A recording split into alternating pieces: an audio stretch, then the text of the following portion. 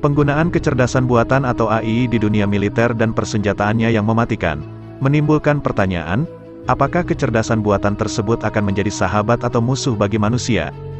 AI mulai sering digunakan di sektor teknologi oleh perusahaan besar semisal Amazon dan Google, sedangkan di bidang militer, AI dibutuhkan untuk menyediakan bantuan robotik di medan pertempuran, yang dapat membuat pasukan mempertahankan atau melebarkan kapasitas tempur tanpa perlu meningkatkan jumlah pasukan. Secara singkat, sistem robotik akan mengerjakan tugas yang dianggap kasar atau terlalu berbahaya untuk manusia. Tugas-tugas itu antara lain memberi pasokan untuk pasukan, pembersihan ranjau, atau pengisian bahan bakar pesawat di udara.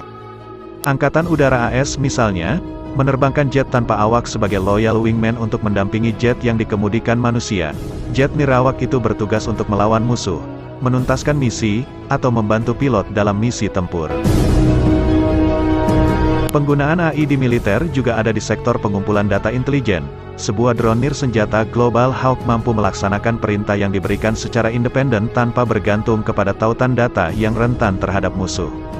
Kemampuan itu membuat Global Hawk mampu dikirim ke teritorial udara yang padat untuk mengumpulkan informasi penting.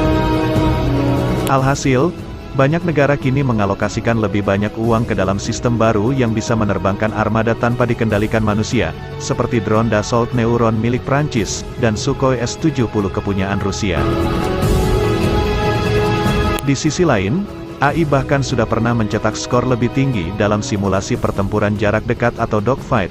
Di bidang pelacakan target, AI juga dapat membantu melacak target dalam operasi khusus semisal kontraterorisme menggunakan basis data yang besar. Terlepas dari kecanggihan teknologinya, sejumlah pengamat mengkhawatirkan penggunaan AI terutama dalam pertempuran yang terjadi di kota. Pasalnya, AI tak mengerti soal hukum konflik bersenjata atau Laws of Armed Conflict. Selain itu, AI juga dianggap punya pandangan sempit tentang dunia sehingga mereka gagal menavigasi konflik di dalam kota. Alhasil, para ahli khawatir armada tempur berteknologi AI akan menjadi robot pembunuh. Tingkat kekhawatiran pun terbilang tinggi, hingga membuat Human Rights Watch meminta larangan penggunaan penuh AI otomatis dalam membuat keputusan krusial. Mereka ingin adanya larangan serupa terhadap hal tersebut, seperti larangan terhadap penggunaan senjata biologis dan kimiawi. Kekhawatiran lain adalah terhadap kemungkinan adanya peretasan terhadap AI dan penyusupan malware ke dalamnya. Salah satu contohnya pernah terjadi 10 tahun lalu, ketika senjata siber Stuxnet menyusup ke perangkat lunak pengontrol pusat uranium di Iran. Stuxnet dapat bersembunyi dan menyamarkan jejak. Ia lalu mencari semacam kode penyerangan yang menyebabkan sentrifugal di sana berputar lepas kontrol dan hancur.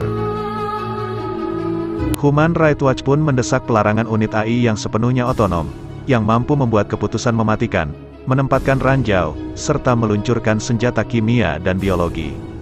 Kekhawatiran utama lainnya adalah, mesin dapat diretas dengan cara yang tidak dapat dilakukan oleh manusia.